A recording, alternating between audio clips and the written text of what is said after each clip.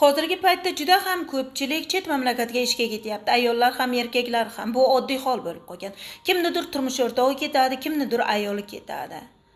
Hamma bu narsani to'g'ri tushunishga harakat qilyapti. To'g'ri, kimdir farzandini uylantirmoqchi, kimdir qizini turmushga bermoqchi, kimdir uy sotib olmoqchi, kimdir mashina sotib olmoqchi, kimdir yana o'zini farzandini o'qitmoqchi. Hammada har xil dard.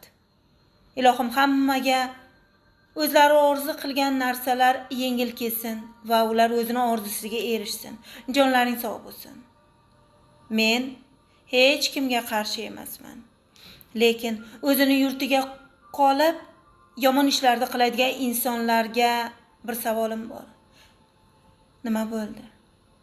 Uyalmay netmay hirsga berilib ketdingiz. Uyalmay netmay xiyonat qilyapsiz. Turmush o'rtog'ingiz yoki ayolingiz o'zingiz yurtingizga qaytganda sizni qasamga tirasa, uyalmay netmay qo'lingizni kitobga qo'yib qasam ham ichyapsiz. Bunchalik kuch-quvvatni, bunchalik ishonchni qayerdan olyapsiz? Ertaga yaratuvchining yoniga borganda qanday qilib javob berishdan hech qo'rqyapsizmi yo'qmi? Bunday go'zal gaplarni gapirib, go'zal so'zlarni gapirishdan ko'ra go'zal amallarni qilsangiz bo'lmaydimi? Nahotki sizning qalbingiz shunchalik kuchayib ketdiki, arslon kabi o'zingizga kuch topib, uyalmay netmay qasam ichyapsiz. Bir kunmas bir kun javob berishdan ozroq bo'lsa ham qo'rqishimiz kerak.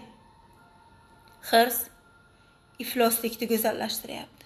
Qanchalik ko'p iflos ishlarni qilyapmiz, lekin kimnidir ko'nglini topish uchun hirsga berilyapmiz-da va uning uchun o'zimiz uchun hayotimizni go'zallashtirib qo'yapmiz. Erta-indinimizdan qo'rqmay qoldik. Ertaga nima bo'lishi bizga qiziq emas. Bugun o'zimizni hirsimizni qondirsak bo'lgani. Chet mamlakatda biz uchun qiynalib yurgan insonlar, bizga ularning farqi yo'q.